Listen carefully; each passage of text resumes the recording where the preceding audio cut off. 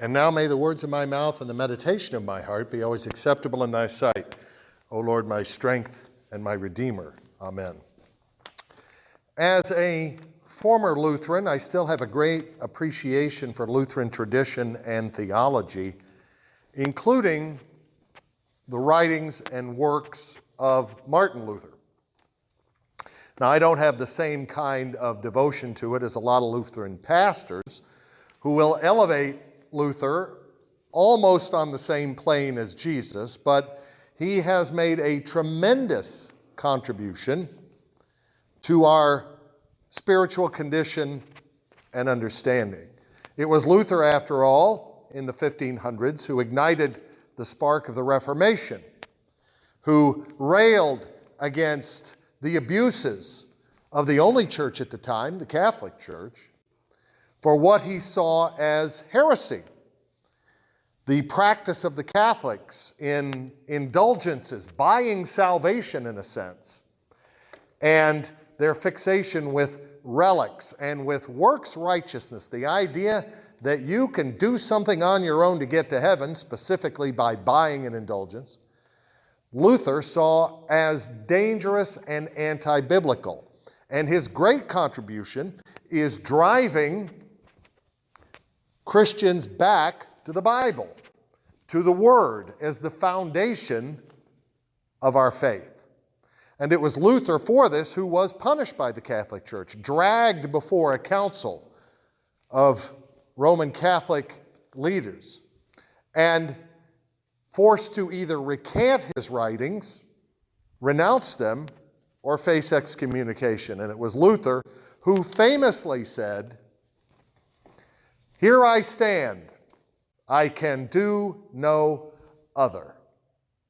And for that he was excommunicated and his life was in danger. That is one of the great quotes of Luther, but by no means not the only one. There's another one I want us to think a little bit about this morning, which is almost as well known, but much more controversial and much more confusing. It was a quote attributed to Luther he made in a letter to a fellow Lutheran reformer named Philip Melanchthon. And Melanchthon had written to Luther asking him about some of the abuses of the Catholic Church and his views and positions. And Luther wrote back, and within the context of the letter, we see that quote, which Luther put in there, that said, "Love God, sin boldly." Love God, sin boldly. That's interesting, isn't it? Because it sounds a lot like Luther is saying, you know what? It's okay to sin. We're sinners. We can't help it anyway. It's okay. Just go out and sin because God is gracious and merciful and He'll forgive us. So if you love God, it's okay to sin boldly because God will ultimately forgive you. And this idea has actually been put into practice by a great number of Christians over the years, several of whom have no problem whatsoever going out Monday through Friday, and especially even Saturday night, and as they say back home, raising a little hell, drinking a little beer, and having a little fun. And that's okay, because then Sunday morning they can go to church and ask for forgiveness, and God will forgive them. That is not what Luther is talking about. He is not saying it is okay to keep sinning in light of the fact that God is gracious and merciful. And as we think about what he does mean, I think Paul's writings in Romans chapter 6 clearly contradict the idea, that position that it's okay to go out and sin. Paul says it flat out in the first verses we read this morning. Because grace abounds, should I therefore keep living in sin? And he answers his own question. No, by no means. I have died to sin. How can I live in it? How can any of us who have died to sin live in it any longer. The idea here is we are dead to sin. And we have, in fact, as faithful Christians, and here I think is the key part of this, our lives have changed. Our faith in Jesus has changed us. We are different people. We lead new lives. And that's what Paul goes on to write there in the rest of that section in Romans 6 from our reading. We've died to sin. We've been buried with Christ. We've been changed and risen to what? A new life in Him. Therefore, we should not go on sinning any longer. Now, at this point, you may be thinking, well, that all sounds well and good, but I'm a faithful Christian and I'm still sinning because I'm a sinner, and I don't like that. So how does that work? What Paul's talking about here is this idea of being changed, is the fact that we are changed in our perspective on sin. We're always going to sin as long as we inherit these fleshly, mortal, sinful bodies. We cannot avoid that. So what Paul's talking about when he says we have died to sin is the idea that we have died to the love of sin. God has changed us. Our faith has changed us and made us new people. We are dead to sin. We are dead to the love of sin. So the idea here is not so much that I am no longer a sinner, but I am no longer in love with sinning. So it's not a matter of, well, I have to stay home on Saturday night and not have any fun because God says that's not okay. It's more a matter of, I'm a changed person.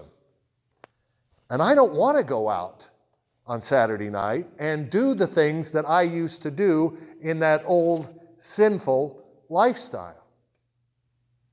We have to remember that there are people everywhere right now, everywhere, who are in love with sinning, who see no problem with it, who embrace it, who willingly engage in it. This is what I'm doing. I'm not hurting anybody.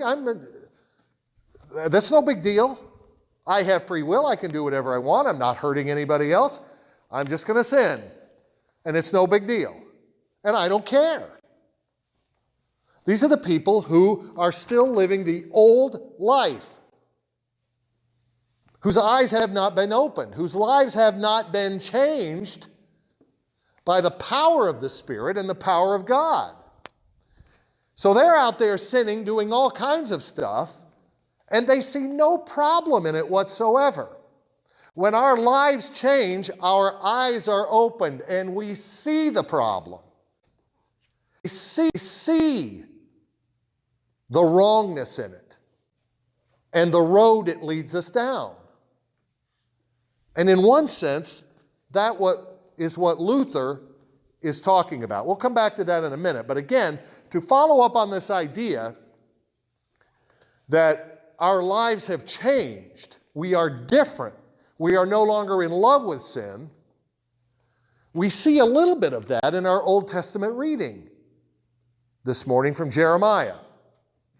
Jeremiah, who has been called by God to prophesy, to be a prophet, if you look there in verse 9, he talks about how his life changed. He says, even if I wanted to stop preaching the gospel, I can't.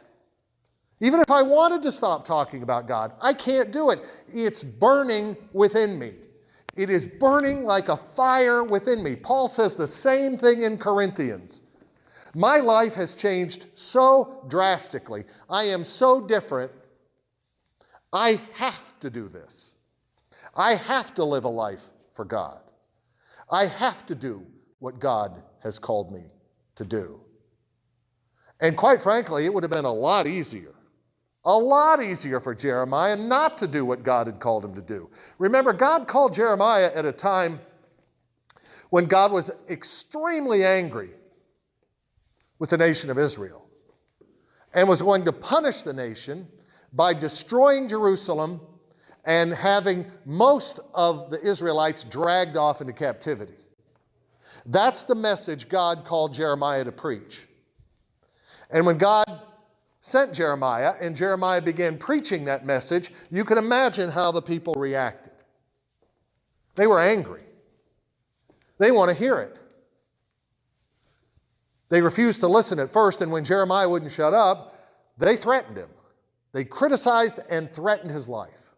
It would have been far easier for Jeremiah to simply shut up and be quiet. But he could not.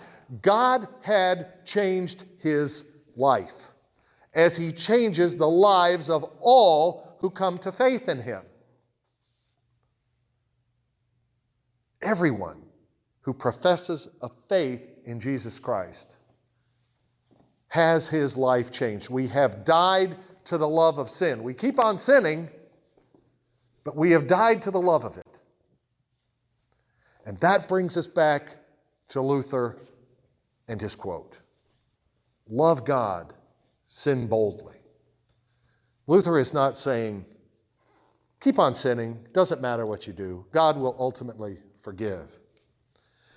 But now that our eyes have been opened and our lives have been changed, we see the sin in our lives. We see its effects. We see the deadliness of it, the condemnation and death that it leads to. So when Luther says, love God and sin boldly, what he's really saying there is, you're a sinner. Understand it. Accept it. Don't ever condone it. Don't embrace it. But understand who you are and your need for God's grace. So when he says, love God and sin boldly, what he's saying is, you are a sinner, I'm a sinner, we're all sinners, but even though we sin, we can come to God and find grace and mercy and peace in Jesus. It is our sin that drives us to the cross. It is our sin that makes us aware of our need for Jesus. And that's the rest of Luther's quote. Sin boldly, but find God's grace even more boldly. Our sin and our awareness of our sin should drive us to the cross, should drive us to our knees, should drive us to Jesus, where our eyes being fully opened, we understand just how unrighteous and sinful we are. And so, yes, we sin, and sometimes boldly.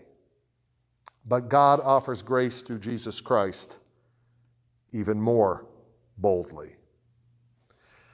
There's another Lutheran theologian that Lutheran pastors have idolized a great deal. And his name is Dietrich Bonhoeffer. Dietrich Bonhoeffer was a Lutheran pastor during World War II in Germany. And he worked to help Jews escape from the Nazis and escape from concentration camps. And for that, he himself was put in a concentration camp and ultimately hanged 1 month before the war ended. During his time in the concentration camp and before that, Bonhoeffer wrote extensively his ideas about spirituality and grace and mercy.